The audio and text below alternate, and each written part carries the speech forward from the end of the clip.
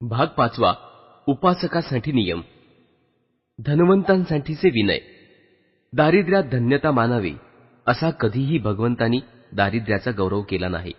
त्याप्रमाणेच दरिद्री माणसांनी आपल्या दरिद्र्यात समाधान मानावे, म्हणजे पुढे त्यांना सारी पृथ्वी लाभणार आहे असं कधीच शिकवलं नाही.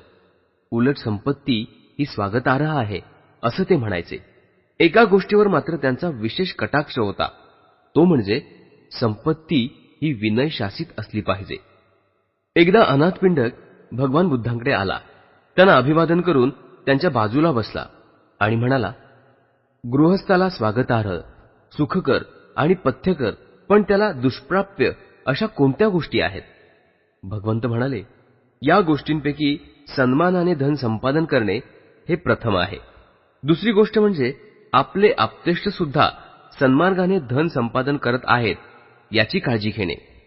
तिसरी गोष्ट म्हणजे दीर्घायू होणे. या जगातील स्वागतार्ह, सुखकर आणि पथ्यकर अशा या 3 दुष्प्राप्य गोष्टी मिळवताना सद्गृहस्थाने 4 अटी पाळल्या पाहिजेत.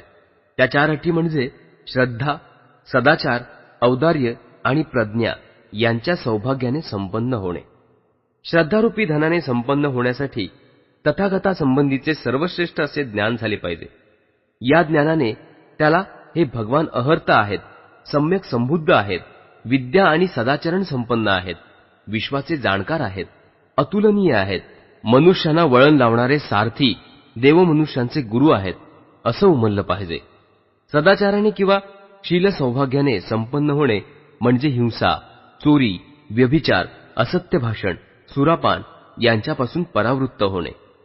औदार्यरूपी सौभाग्याने संपन्न होणे म्हणजे गृहस्थाने आपले मन कंजूसपणापासून मुक्त करून औदार्याने आणि मुक्तहस्ताने दान करण्यात आनंद मानण्यास शिकणे. लोकांनी त्यांच्यासमोर हात पुढे करावा आणि त्याने सहजपणे दान द्यावे अशी योग्यता त्याच्या अंगी आली पाहिजे. प्रज्ञारूपी सौभाग्याने संपन्न होणे म्हणजे काय? तुला माहित आहे की ज्या गृहस्थाचे मन हावरेपणा, लोभ, द्वेष, आळस, तंद्री, अनावधान आणि धांदल यांनी ग्रस्त होते, तो माणूस दुष्कृत्य करतो, जे कर्तव्य केले पाहिजे त्याच्याकडे दुर्लक्ष करतो आणि अशा रीतीने सुख आणि सन्मान यांना तो पारखा होतो. हावरेपणा, लोभ, द्वेष, आळस, तंद्री, अनवधान, धांदल आणि शंखेखोरपणा हे मनाचे कलंक आहेत. जो गृहस्थ या मानसिक कलंकापासून मुक्त होतो त्याला थोर आणि भरपूर प्रज्ञा मिळते. दोषरहित अशा प्रज्ञेने त्याची दृष्टी स्वच्छ होते, तो संपूर्ण ज्ञानी होतो. अशा रीतीने सन्मार्गाने, न्यायाने, थोर परिश्रमाने, मनगटाच्या जोरावर, निढळाच्या घामावर संपत्ती कमावणे ही धन्यता मानण्याजोगी गोष्ट आहे.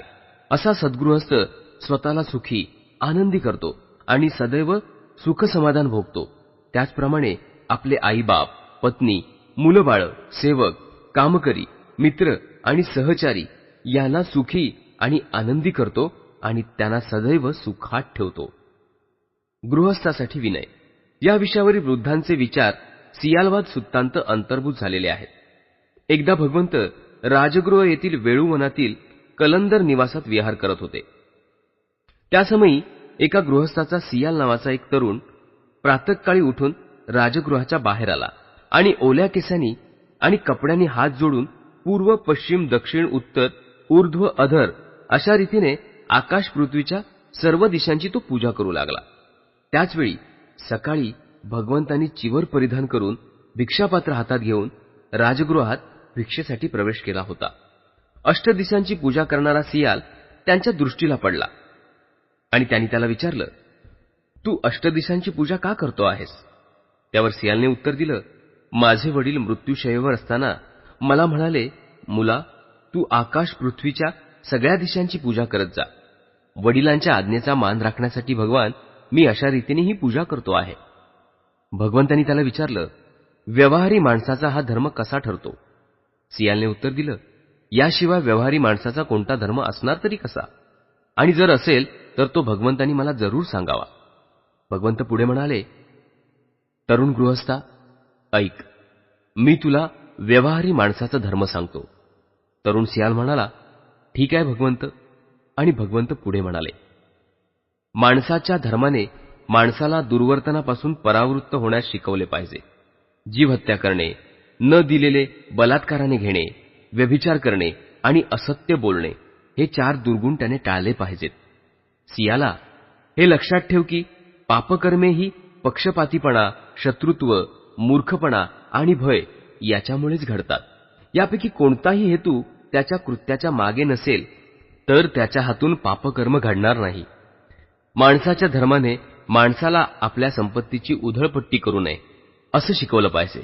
मद्यपानाचं व्यसन, अवेळी रस्त्यावरून भटकत राहणे, जत्रातून परिभ्रमण करणे, जुगाराची सवय जडणे, कुमित्रांची संगत धरणे आणि आळशी सवयी अंगी लावून घेणे यामुळे संपत्तीची धुळधाण होते.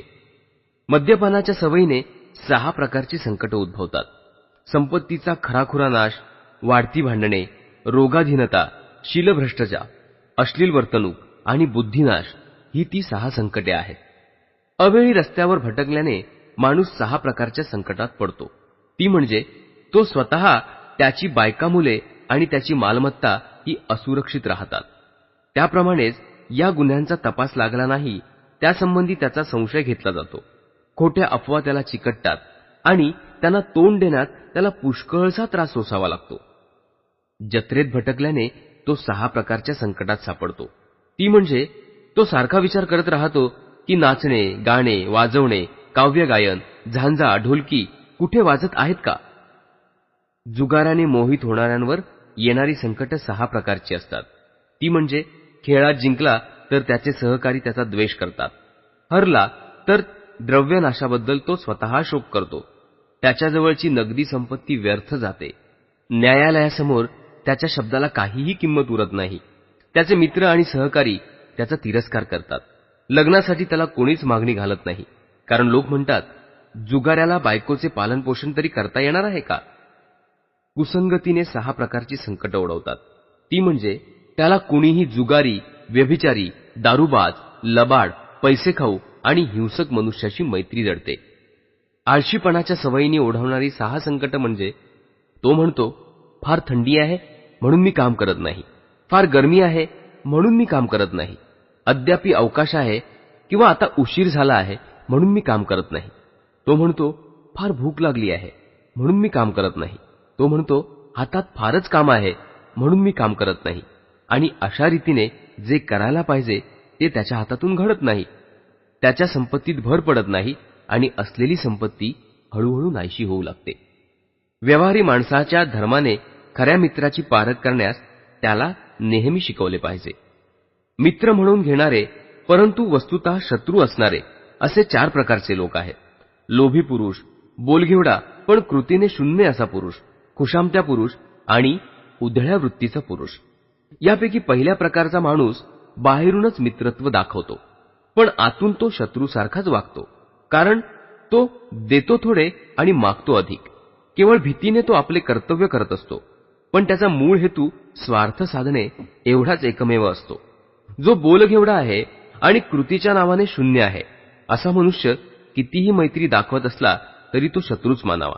कारण तो आपल्या गत किंवा भावी काळासंबंधी मोठ्या आत्मीयतेने बोलत असला तरी त्याचा हेतू पोकळ शब्दांनी तुमची कृपा संपादन करायचा हाच असतो. प्रसंग पडताच तो आपल्या अंगी सहाय्य करण्याचे सामर्थ्य नाही असं सांगून दगा देतो. खुशामती मनुष्य मित्रासारखा वाटत असला तरी तो शत्रूच समजावा. तो दुष्कृत्य करण्याला संमती देतो आणि सत्कृती त्याच्या असमत असते. तो तुमच्या तोंडावर तुमची स्तुती करतो पण तुमच्या पाठीमागे दुसऱ्यांजवळ तुमची निंदा करतो. त्याचप्रमाणे उधळ्या सोबती मित्रासारखा वाटत असला तरी तुमचा तो शत्रूच मानावा. कारण अवेळी रस्त्यावर भटकत असताना तो तुम्हाला सोबत करतो, नाच तमाशा पाहताना तो तुम्हाला सोबत करतो, तुम्ही द्यूत क्रीडेत मग्न झाला असता तो तुम्हाला सोबत करतो. मनपूर्वक मैत्री करणारे 4 मित्र असतात. सहाय्यक, सुखदुःखामध्ये समान मैत्री ठेवणारा, सद्वर्तनाचा सल्ला देणारा आणि सहानुभूती दाखवणारा.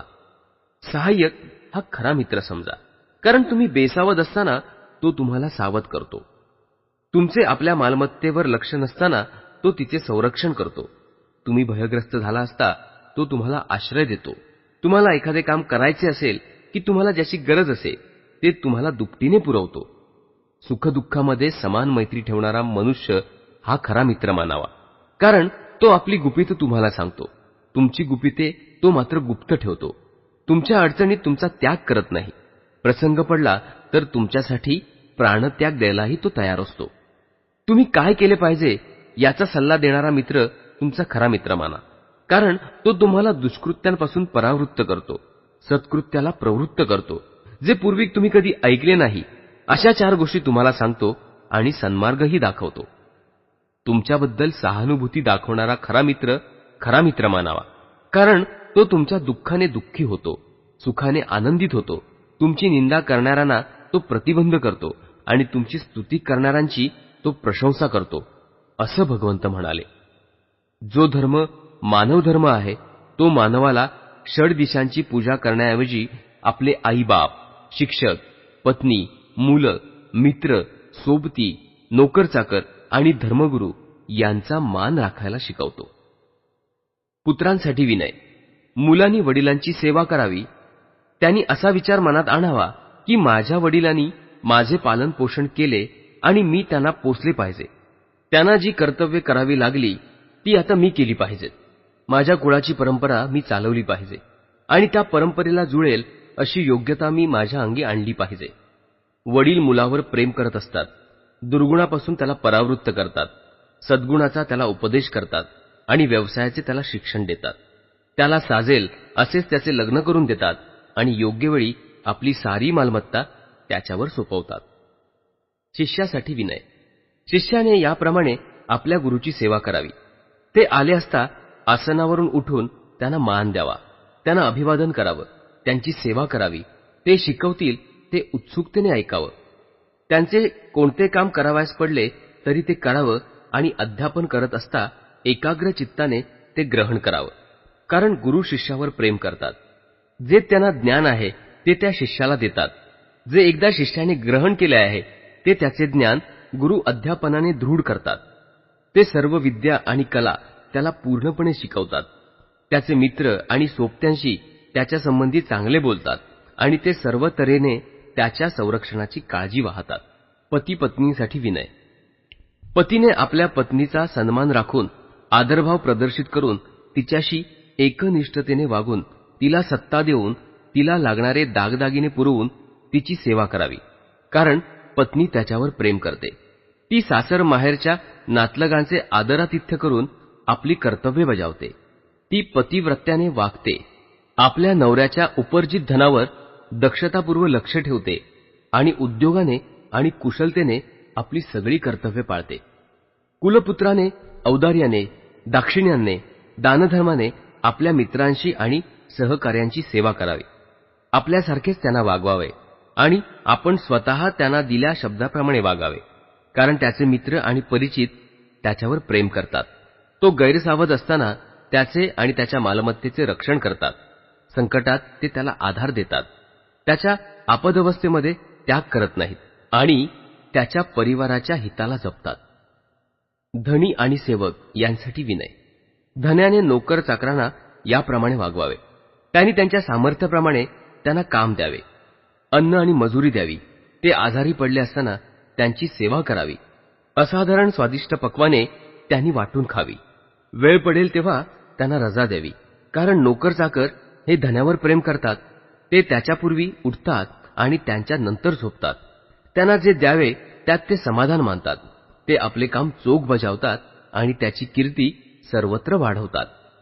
कुलपुत्राने आपल्या धर्मगुरूची सेवा काया, वाचा, मनसा त्याचवर प्रीती करून आपल्या घरचे दार त्यांना सदैव मोकळे ठेवून आणि त्यांच्या ऐहिक गरजा भागवून करावी.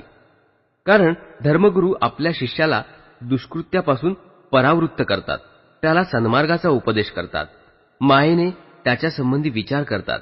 जे पूर्वी कधी त्याला कानी पडले नाही ते त्याला शिकवतात आणि पूर्वी जे कानी पडलेले असते ते चूक असेल तर त्याची ते सुधारणा करतात. भगवंतांनी सियालाला याप्रमाणे उपदेश केल्यावर तो म्हणाला, सुंदर, खूप सुंदर. एकदा स्थानभ्रष्ट झालेली वस्तू ज्याप्रमाणे परस्थानावर बसवावी किंवा जे गुपित होते ते उघड करावे किंवा पथभ्रष्टाला सन्मार्ग दाखवावा किंवा काळोखात दीप लावावा आणि डोळे असतील त्यांना सन्मार्ग दाखवावा. अगदी अगदी त्याचप्रमाणे भगवंतांनी मला अनेक सत्य विशद करून सांगितली आहेत. मी भगवंतांना त्यांनी दिलेल्या धम्माला आणि त्यांच्या संघाला शरण जातो. आजपासून आमरण शरण आलेल्या या उपासकाचा आपण स्वीकार करावा. कन्येसाठी विनय. एकदा भगवान भद्दीय समीप असलेल्या जेतवनात राहत होते. तेथे मेंढकाचा नातू उग्गह याची त्यांनी भेट घेतली आणि अभिवादन करून तो त्यांच्या बाजूला बसला आणि भगवंतांना म्हणाला, भगवान, आपण उद्या माझ्या घरी भोजनास यावे. भगवंतांनी त्याला मूक संमती दर्शवली. भगवंतांनी आपले निमंत्रण स्वीकारले हे पाहिल्यावर उग्गह आपल्या स्थानावरून उठला आणि भगवंतांना अभिवादन करून तो त्यांच्या उजव्या बाजूला निघून गेला. रात्र संपल्यावर भगवंतांनी चिवर परिधान करून हातात भिक्षापात्र घेऊन ते उग्गहाच्या घरी आले. तेथे त्यांच्यासाठी सज्ज ठेवलेल्या आसनावर ते निवांत जाऊन बसले. उग्गहाने स्वहस्ताने भगवंतांचे समाधान होईपर्यंत अन्न वाढले. भगवंतांनी भिक्षापात्रावरून आपला हात काढून घेतल्यावर उग्गह त्यांच्या बाजूला बसला आणि म्हणाला, भगवान, या माझ्या मुली. त्या आता पतिगृही जाणार आहेत. भगवंतांनी त्यांना शहाणपणाचा सल्ला द्यावा आणि दीर्घकाळ त्यांना सुख मिळेल, त्यांचे हित साधेल असा त्यांना उपदेश करावा. त्यावर भगवंत त्या मुलींना उद्देशून म्हणाले, मुलीनो, तुम्ही अशा प्रकारचे वर्तन ठेवा की आमचे आईबाप आमचे सुख आणि हित साधण्यासाठी प्रेमाने ज्या पतीचा हात आमच्या हातात देतील त्या पतीविषयीच्या प्रेमबुद्धीने आम्ही सकाळी लवकर उठू आणि सर्वांच्या शेवटी झोपू. मनपूर्वक काम करू. कुठलीही गोष्ट करायला सांगताना ती गोडी गुलामीने करायला लावू. नेहमी गोड आवाजात बोलू, असं वागायला शिका. आणि त्याचप्रमाणे आमच्या पतीचे आप्तेष्ट, आईबाप, संन्यासी किंवा पूजनीय माणसे या सर्वांना आम्ही मान देऊ, त्यांचा आदर करू. ते आमच्या पतीच्या घरी येताच त्यांना आसन आणि पाणी देऊन त्यांचा सत्कार करू, असं वागायला शिका. त्याचप्रमाणे मुलीनो, पतिगृहाची सर्व कर्तव्ये, मग ती लोकर विणण्याची असोत किंवा कापूस विणण्याची असोत, मोठ्या कौशल्याने आणि चपळाईने करू. कोणत्याही कामाचे स्वरूप नीट समजावून घेऊ, म्हणजे ते आम्हाला सुलभतेने करता येईल किंवा करवून घेता येईल, असं वागायला शिका. त्याचप्रमाणे दूत, कामगार ही आपापली कामं कशी बजावतात, प्रत्येकजण काय करतो, काय करत नाही, या गोष्टी आम्ही ओळखायला शिकू. कोण किती सशक्त आहे, दुबळा आहे हे आम्ही जाणून घेऊ आणि ज्याला जसे लागते तसे अन्न देऊ, असं वागायला शिका. त्याचप्रमाणे मुलीनो, आपले पती जे धनधान्य, रुपे, सोने कमाई करून घरी आणतील ते आम्ही सुरक्षित ठेवू.